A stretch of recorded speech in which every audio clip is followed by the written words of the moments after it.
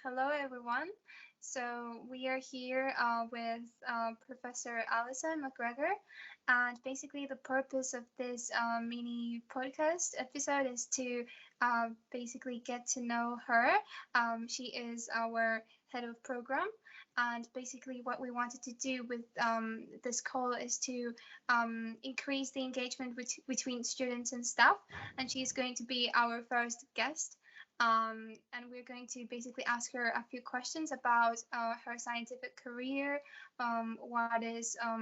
what type of research she does, her basically everything she has achieved to this date in the scientific world and all that. So the first question I would like to ask you, Alison, is what made you want to pursue a career in science, precisely in the biomedical field? Good question. I fell into science. I had no intention of being a scientist. I was a clinician. I was a physiotherapist originally, and I found finding out what was wrong with people really interesting, but finding treating them very boring. So I travelled, which is what everyone did in those days, and then I went back to university and I did a master's in biomedical engineering, which was quite a new field in those days. I had a total epiphany of what it meant, and it was a totally different subject to what I thought it was going to be, and it was really tough, and I got really stressed in my lectures. So I did a lot of comfort eating. And then I got addicted to the research project. I had a very difficult supervisor who wouldn't help me, and he challenged me to think differently, and he kept telling me to go away because he didn't want to listen to me whinging. He wanted me to come with potential questions and he'd help me find a solution. And I actually just got really into the idea of finding out things, reading papers, working them out, working out why it was done, bringing bits of information together. And they asked me to stay on and do a PhD. And the PhDs they offered me I didn't like, so I applied elsewhere and I got a PhD at the Royal Postgraduate Medical School, which you guys know better as the Hammersmith campus.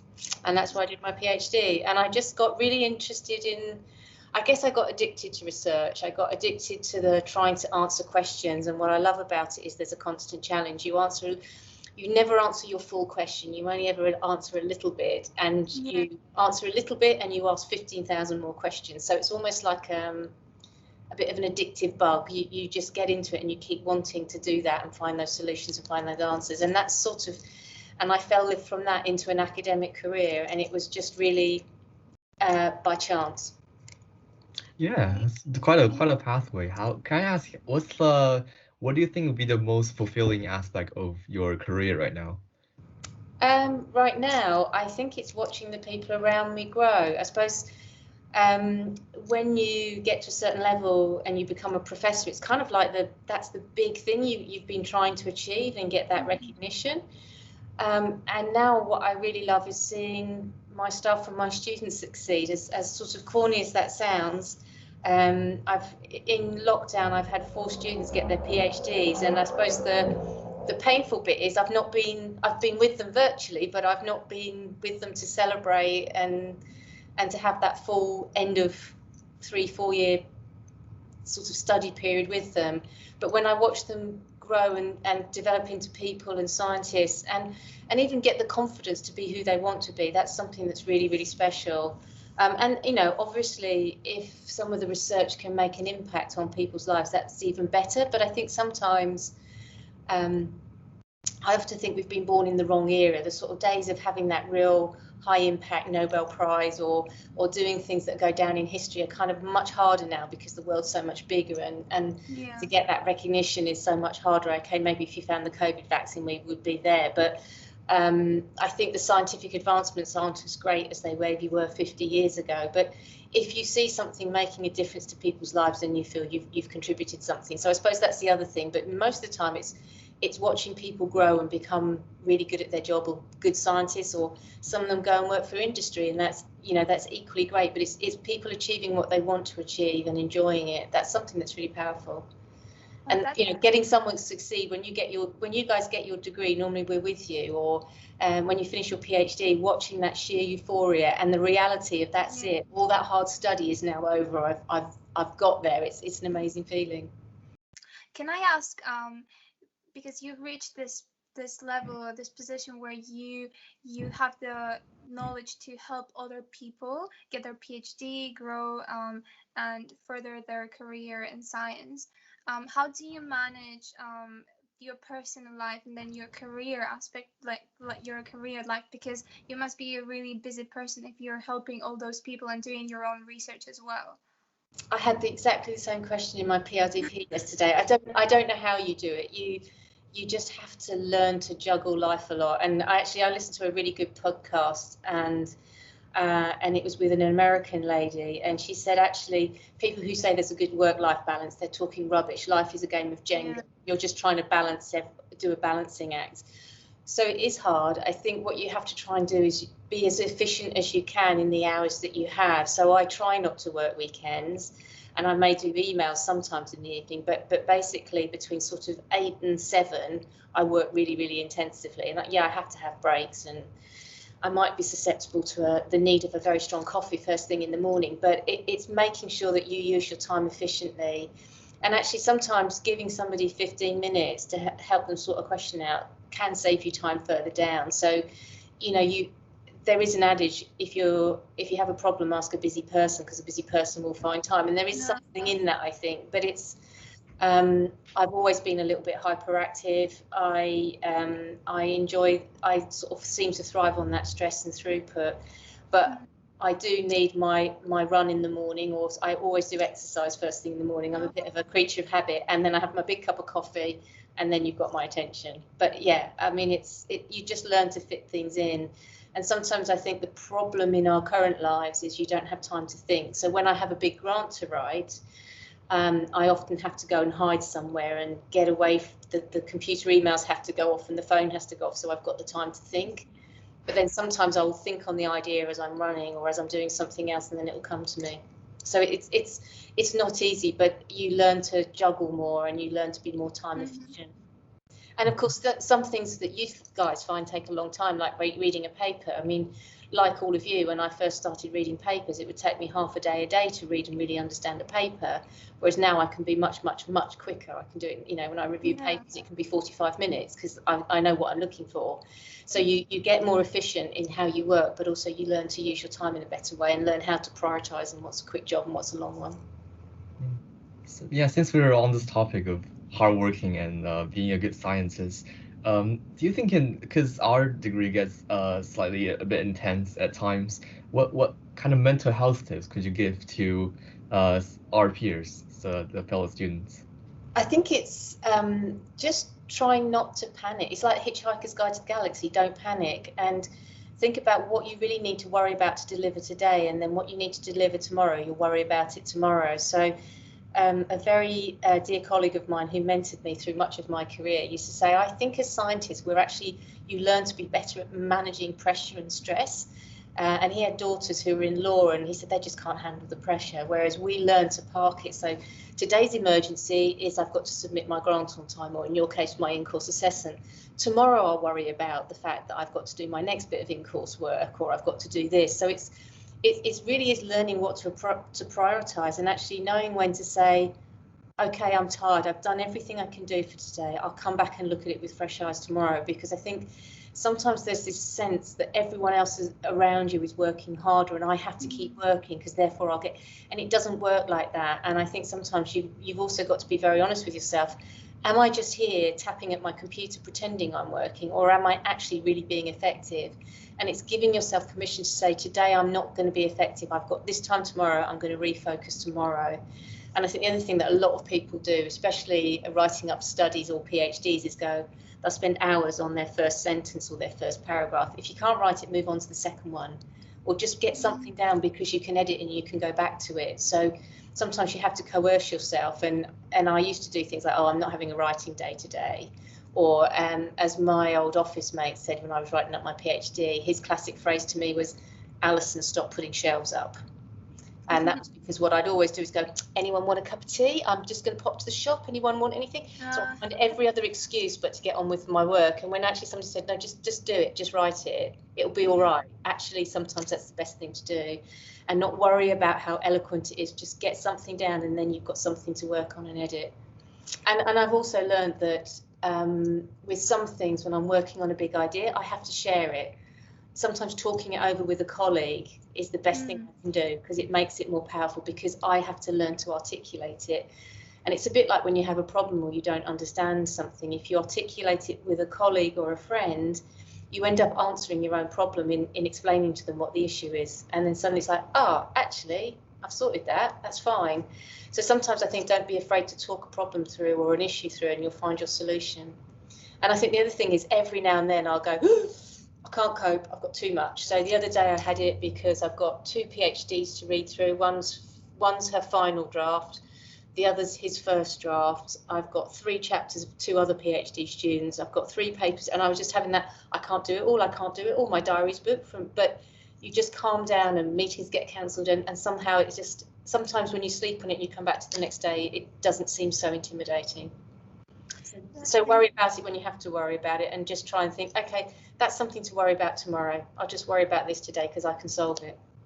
Have you ever been in, because I think that's really relevant for us students, because we've been in this position, many of us, where you just cannot work, and you have so many things to do and so many deadlines, but you just can't, and you have to sit Go down and do something completely different. Go and do something, treat yourself. Go and do something completely different, and it just resets your brain.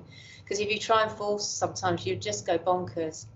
You just sometimes have to take a day off, or go and indulge in something. Just walk away from it, because then when you come back, you'll look at it in a much fresher way, and everything won't seem so bad. Because when we had a Japanese exchange for the medical science students, we used to get the Japanese students, and the first year we ever had them, somebody said to me, oh, they just work all the time. And so my first thing was you have to learn to play hard and work hard. Yeah. And you have to do both. You have to have the release, because you can't work all the time. Definitely. I agree. Yeah. If we can, if we may tap a bit more into your personal life, do you have any pets or children? I have 2 stepchildren. The youngest I call Tiny, because he's 6'4" and towers over me. And the youngest is 6'1", so I don't know why I don't call him Tiny as well. I don't have any pets anymore. I borrow other people's dogs. My brother's just got a puppy, miniature dachshund, who I'm really upset that he didn't call Sausage, but he's called her Poppy. So I suppose that's my latest niece. But no, I just think I would love to have a dog, but I don't have the lifestyle, because of the long hours I work, to be fair, on a dog, and I'm allergic to cats. So okay. yeah, so that puts but I come from a history of having pet dogs and hamsters, pet lambs. My grandparents were farmers, so I used to have pet lambs and stuff like that. But now, no, nothing. I just borrow friends' dogs. It's easier. So I wanted to ask you, when you said work hard and play hard, what do you particularly do to play hard? What is your go-to relaxation? What I actually love doing is having friends around for dinner and cooking them a meal, and sitting with glasses of wine and just eating a meal and talking and having a laugh and enjoying people's conversation and company. And I get the stress of cooking, but it's just somehow it's nice. You're relaxed. You're in their home or your home, and that's one of my great things I love doing. But I also do a lot of exercise. I've always been someone that does sport and has engaged with sport. I'm too old now to compete, so I do running. I live near Richmond Park, so I'm very privileged, and I either go running or walking in the park, but usually running. And I've got into doing an extreme activity every year, although I haven't been able to obviously do it for the last 2 years. But when I turned a certain age a few years ago, I decided I had to stop putting things off. So I climbed Kilimanjaro, which I found absolutely, totally exhilarating. It was probably one of the toughest mental things I've ever done on summit night. And then the following year I did Machu Picchu, and last year I was supposed to go trekking in Nepal and wasn't able to go. And this year I'm having to make do with doing Hadrian's Wall. Wow, so I try and do something, because I think for me, when I go on those sorts of trips, I get away from the internet and to a degree my phone, and actually when you're trekking in another country and you have no Wi-Fi, so you can't get loads of emails about everything going wrong at work, it makes you let go, and it also makes you realise the world can go on without you. And I think sometimes when you think, oh, I can't do this because they need me, and actually it makes you reappraise that actually people can manage without you. You don't need to be there for them 24/7. Yeah. That's just out of the countries you visited, what's your favorite, or what kind of cuisine do you like? What's my favourite country? It's really hard to say. I mean, years ago I loved trekking in New Zealand. I absolutely loved Peru. I thought the Andes was so beautiful. I think everywhere's got something different. I love the serenity of India. Food in China is just awesome. I hadn't realised how good the cooking was and how food is such a cultural central thing there. Where else have I been that I really enjoyed? I mean, there's all around Europe. I love all the diverse. I mean, what I love about Europe is it's so different everywhere you go, and you can just cross a border and suddenly it's totally different. And even in Switzerland, you can go from the north to the south and go from Swiss French to Swiss German, which is just surreal. I spend a lot of time in France because I have friends who have properties there and have family there. I mean, obviously, being a Scots person, Scotland is God's country, but most people don't appreciate that I'm Scottish, even though I have a Scots surname. So that's another story, why I have an English accent. But yeah, no, I like I guess the place I least like is possibly America. I just find America too brash sometimes. I like New York, but I find I'm not such a great fan of America, but most other places I have quite a sense of adventure and like going somewhere completely different. Yeah, I try and be open-minded. I always sit on the plane thinking, why am I doing this? Especially when I do trips on my own. But then when I get there, I love it. And I'm married to an Australian, so I'm used to traveling. An Australian who works in China. Just don't even ask me. Oh, wow. Okay. Okay. So, we also wanted to ask you about this might sound like a depressing question, but I think it's gonna help many students. In science, what would you say has been your biggest failure, and what did you learn from it? Yeah. Oh, there's been lots of failures because that's science. I think my first what felt like big setback was after my PhD. So in my PhD, I had to rewrite a whole chapter and redo a whole load of mechanical analysis because I'd made a mistake. And you go through the anger that your supervisor should have made you aware of those things and all of those things. So I had to spend 3 months rewriting part of my PhD, and I'd been so determined that it would be perfect. It was quite upsetting. And I was a little bit devastated, but it was never going to be perfect because I made a spelling mistake on the first page without realising. And although that was a really tough thing, actually, I learned to use it as a really positive, because in some ways it felt like the first time I'd really failed at something apart from at school. And I think it just made me learn that things weren't going to be easy, and that you had to learn to pick yourself up. And it's also a little bit in my personality would be showing them that I can do it. So there was that sense of, okay, I can show them I'm capable of this, and I picked myself up and I did it really quickly and I got the corrections and I moved on. And I think it's that kind of thing. And it's the same. I had a big grant rejection this week that really upset me because of the amount of work I put into it. And it sort of upset me because it lost opportunities for other people around me as well. Yeah. But I think what you have to do, and often with these things, is you just have to park them, go away and do something different, not think about it, and then come back to it. And it's a bit like you do with feedback. Come back and then look at what they said and think a bit more, okay, so they didn't get what I was trying to do. How could I have made it better? What bit didn't I communicate well enough? And then sometimes it's about saying, you know, sometimes you have to put it in your head and reason with it and say, okay, I'm obviously just before my time, and they'll realise what they've missed out later, and there'll be a better you know, maybe I'll have to wait another year till people are warming up to this idea, and then I can try this innovation or intervention. And the cynic in me quite often wants to look at what could have been achieved with some of the grants over the years that I got turned down, if they'd been funded, where would we be now in medical science, kind of thing. But I think it's just learning to reflect on it and think, okay, don't take it as criticism, take it as how I can do things better. And it's also sometimes thinking, did I read that grant call right? What did I read the scope of that paper right? Have I maybe targeted the wrong audience or the wrong call? And sometimes it's easier than others. It used to feel very personal, but now it doesn't. I'm much more neutral about it because I've been in part of the review process, and sometimes you can be. I had a welcome grant that was scored outstanding by 4 reviewers, excellent by 1, and the other was definitely worthy of funding, and it got turned down. And you just go, what could I have done? But then you appreciate just how little money there is now in the world and how competitive it is, and you just have to say, okay, let's try again another day, or let's try another angle, or let's try another funder. And sometimes it's not about you, it's just there's somebody slightly better. And I suppose maybe it's that working with elite sport that I've done over the years that's helped me, because there is only one Olympic champion, isn't there? So everyone can't always be number one, and however you are, however good you are in your field, or however brilliant you think you are, there's always somebody better than you.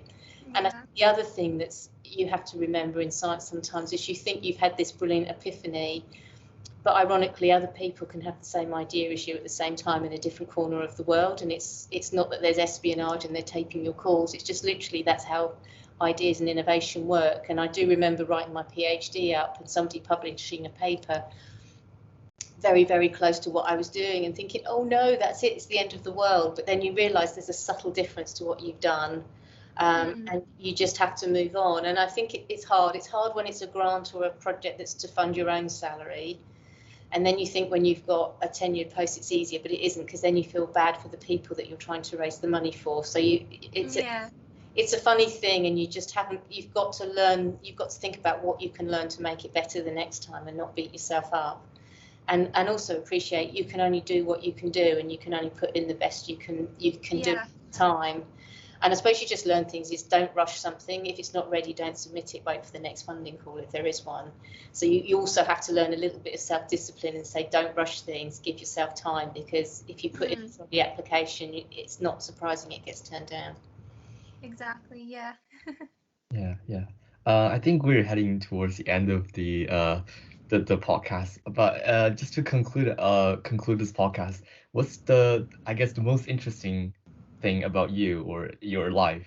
Could you tell us about that? What's the most interesting thing? I don't think there's anything interesting about me. Most interesting thing about me? Oh gosh, it depends who you are. Something unusual? Yeah. Or I guess you could tell us about how you got your English accent, because since you mentioned it. Oh, so my English accent, what's unusual? I have an English accent because my dad was 1 inch too small to join the Scottish police force. Oh. So my parents moved to England, and I grew up in England. And if you meet my parents, they have a very strong Scots accent, and I don't. And my brother didn't, but he moved back to Scotland 25 years ago, and he now does again. But I am also a terrible person because I will pick up accents really, really easily. So at times I've been accused of being South African. Some people go, oh, are you from New Zealand or Australia? It's like, no, I'm just married to one. I'll go for the elocution lessons now. And I can pick up Yorkshire accents. And I grew up in a place called Medway Towns, which is very much an East End accent. And I had to learn very quickly how to pronunciate and say things much, much more clearly than I used to do because of the slang that's involved in that accent. So, yeah, that's something that's a bad habit that I slip into, is I pick up people's accents very, very easily.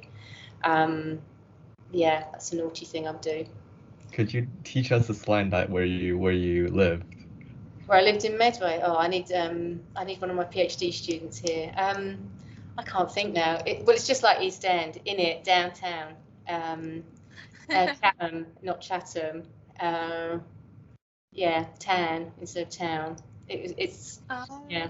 And I'm also, because I'm actually a total introvert, and I get desperately shy, but I've managed to cover it up very well over the years. And I think that's the other thing you learn as a scientist. You know your shortfalls, and you also plan strategies to overcome those. So although I am used to speaking publicly all the time and chairing meetings, that was a long journey for me. And I didn't have to give a public presentation until I was in my mid-20s, and it absolutely terrified me. So whenever I used to go to conferences, because I was always quite scruffy when I was a PhD student and in my early postdoc years, I would put a suit on or dress up really, really smart so I could pretend I was somebody else, and then I could give a talk at a conference, talk to a bunch of students. So I know a lot of people get anxiety about getting talks, and I completely understand it, but always just think of strategies you can do to overcome. And I think that's the interesting thing, is we all learn to overcome our personalities and some of our traits, and you just learn to manipulate things so Yeah. you deal with difficult situations that you would have thought normally. I guess if you told me 25, 30 years ago that I would be a professor at Imperial running all these teaching courses, I would have fallen off my chair because I wouldn't say boo to a goose. So I think don't confine yourself, challenge yourself, because if you challenge yourself, you'll be really surprised at what you can achieve, and also how rewarding that can be for you. Mm-hmm. That sounds really inspiring. Well, thank you so much for answering our questions. I'm sure You're very welcome. all the students who listen to this podcast are going to find this inspiring, useful, anything. And yeah, we'll wrap this up here. Thank you so much. You're Thank welcome. you so much.